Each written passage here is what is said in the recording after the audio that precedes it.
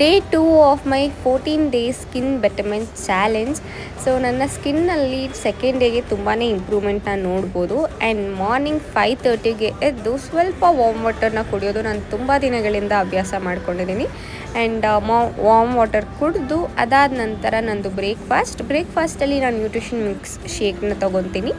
So shake ಕುಡಿದ ನಂತರ ಒಂದು ದಿನಕ್ಕೆ 2.5 3 ಲೀಟ್ರ್ ನೀರಷ್ಟನ್ನ ಕುಡಿತೀನಿ.